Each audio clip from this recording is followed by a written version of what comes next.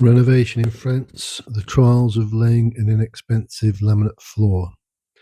So I've actually laid hundreds and hundreds of square meters of laminate flooring in my time, from way back in the late or mid 1990s when it sort of first came on the scene in the UK.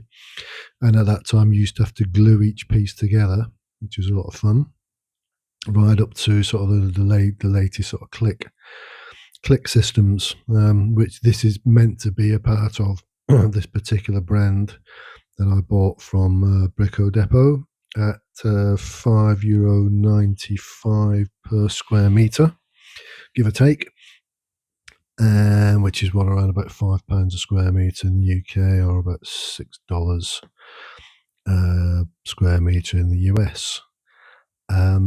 And I assumed that it would just be like all the other click type systems, but in fact it was anything but. It turned out to be a real nightmare. So to start off with, obviously you're going to be laying the floor. You want to make sure it's nice and clean. There's no dust and stuff lying around. So brush it down, and then stick the Hoover over it quickly. The bed's in this room. This is bedroom one, so the bed's already in there. So it's sort of working around that as well, which doesn't help. As you can see, the back boxes have been put on the walls. The final back box rather been put on the wall there. Had just been cabled before, so to bring the painting in and stuff. And then this is just very cheap underlay to support the underside of the laminate. So this was about €20 for a 20 square meter roll. You can get thicker, sort of 4mm rather thick pads that you can put down, but I didn't think it was needed in this. The floor's fairly recent anyway and fairly level. So it was just a question of just putting something in between the laminate and the ply floor, which is what this is.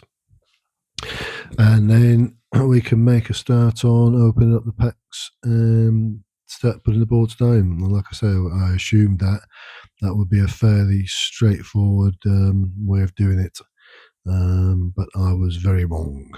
And like I say, it proved to be a real pain. So I'm assuming that I thought when you're putting these boards in, normally you've got sort of a tongue edge and a groove edge. You normally start off where the groove edge is sitting against the wall and the tongue is left visible, and then you just slot the groove in every time. So the slightly wider part you leave to add to. And then I'm thinking, well, have I done this wrong? Should it be the other way around? But it wasn't that at all. It was a really crap system, really difficult to work with.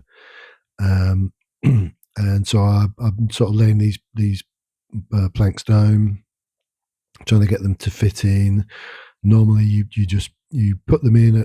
They go in at a slight angle. So with this one, the groove would sit in over the tongue, and then you would just sort of offer it down ever so slightly, and it sort of clicks into place. This just did not happen with this laminate. So I've laid the floor in, then I've taken the 3 or 4 sections up and tried it a slightly different way, thinking, have I got it wrong? And in fact, I haven't got it wrong. It's just a poor system, to be honest with you. I wonder why Brico Depot have got like thousands and thousands of square meters of this stuff sitting in there. It's obviously because nobody else wants it. And I'm stuck with about 10 boxes of it that I have to use.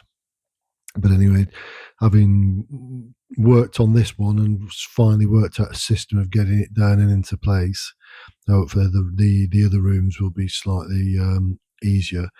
Because my intention of this was I thought, well, I'll lay the laminate here and a second bedroom in the same day. So I'm sort of busy doing that. But in fact, this took the entire day to sort out. This was literally hours and hours of filming. It's been heavily condensed down.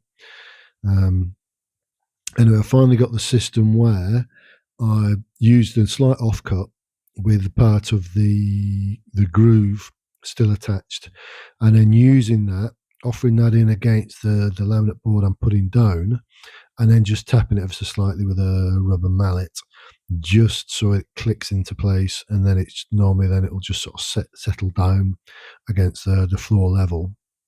But it took me a good sort of 2 hours to work out that I would need to do something like that. Ordinarily, you don't need to do that. Ordinarily, you can just do it by hand. But I think even Arnold Schwarzenegger would have struggled with this to try and get it to click into place.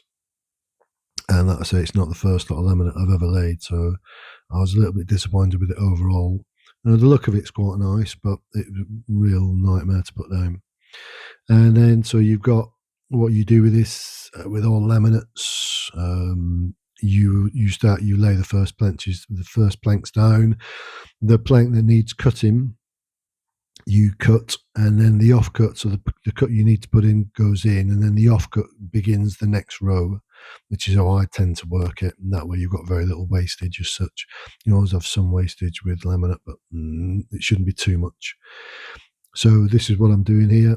So I mark the boards off, cut the board off, and as long as the piece that's left isn't too small, that then's used for the next section. And as you can see there, so I'm using a tiny bit of laminate that's got the groove edge that will then sit in and against the tongue edge, and just tap it in. And from time to time, I've had to take up a section again and just revert back, because from time to time it flips the boards at the rear of it, which isn't something I'm used to having to deal with on laminate flooring. However, get there in the end, and then we're working our way around the alcove bit where the door is, just to finish that off as well. And obviously you'll have skirting boards going round after all this has been laid. Painting's in place anyway, and in here the electrical sockets more or less are all in place. There's one that I left out because the wiring was still on the loop, so it didn't need to necessarily be connected right at the beginning when I just moved into the place to stay over the week. But now the back box is in there, so that and also can have its socket put into place, and then you've got the little covers that then just sort of clip on top, just to hide the workings of the socket. So yeah, continuing on with this laminate, which is an oak effect, very inexpensive. It's about, I think it's 7 millimeters thick. I mean, it's for bedrooms, so it's not going to get a huge amount of traffic in real terms. And like I said, I don't mind the look of it. It's just a really crap board to try and lay. It doesn't click. In my experience with this, it doesn't click. You need to what's the word? You need to make it click, and you make it click by using the little pad that I had of spare laminate. You can see I'm just sort of slowly working my way along, and as it clicks, it wants to just sort of settle down onto the floor space. So there you go. Right, so bit by bit, getting near to the door. As I said, when I was first putting the stud work in and putting the door frames in, these French doors come with the frame sort of pre-attached. Very easy to lift off. The hinges just lift off. They're not screwed in as such. The doors aren't screwed onto the hinges. The hinges are screwed onto the doors, and then they've got a sort of top bit and a bottom bit. So the top bit sits into the bottom. So if you need to, you can take the door off to work around things. But as I was putting the door frames in, I tried to. I worked out how much space I would need to leave underneath the door to accommodate the laminate. So on here, I'm quite pleased that once all the laminate went in, I did take the door off because I needed to cut around the rear of the door there, and you couldn't do that with the door in place. Once I'd done that, I could then just put the door straight back in place, and it sat over, wasn't scratching into the boards or anything else. So quite happy about that. So a bit of time saving there. Just working out so that you don't have to take the door off afterwards and take a few millimeters off the bottom because you haven't allowed for the fact that you're going to be putting some sort of floor covering down. I'd already taken care of that. And then on here, you've got where I'm putting the underlay down, there's just a tight, slight section where the plies just seems to, it's one of the boards that have been used outside, and it's just bowed ever so slightly in the centre. So I just use an extra bit of 2mm laminate, 2mm underlay, just to bridge that sort of little gap there. And then we're slowly getting nearer to the end of getting this down, get this laminate down. Like I said, this was hours and hours worth of work that went into here. And instead of it being bedroom 1 and bedroom 2 that got the flooring down, it was just bedroom 1. But anyway, it's a lesson to be learnt there.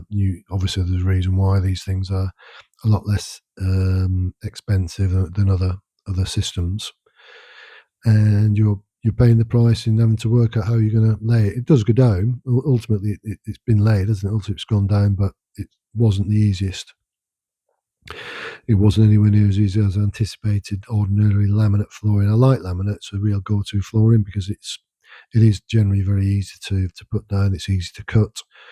It works well in most rooms. I think the colour scheme in this room is quite not bad at all. So the floor can be a wee bit darker because the walls and the ceiling are nice and light. So the doors just come off just so I can cut round the final bit of the door frame there and get that in place, and then rehang the door. And then the final bits, the walls here at the end are plumb, aren't squared. So the bit on the right hand side is slightly deeper than the bit on the left hand side, and this is obviously because the stairwell is wants to be of a fairly standard width all the way up and down, which means that the bedroom then is marginally wider on one bit than the other. Anyway, that's the flooring down in the first front bedroom. Like I say, it's not bad. It's not a bad look to it. I'm just disappointed with the practical application of laying it. It's one of those things. So that's that. And then just to finish off this video, there you go. Just put the door back on. It hasn't needed to be cut or anything else. And it slides open and shut. And there's just a very tiny gap underneath it. So pleased with that. Anyway, that's the end of that. So bear that in mind if you're looking to buy cheap laminate. You may come across a problem or two getting it down. Anyway, thanks for watching this video. Hope you found it useful. Please like and subscribe, and please leave a comment. And I'll see you on the next video.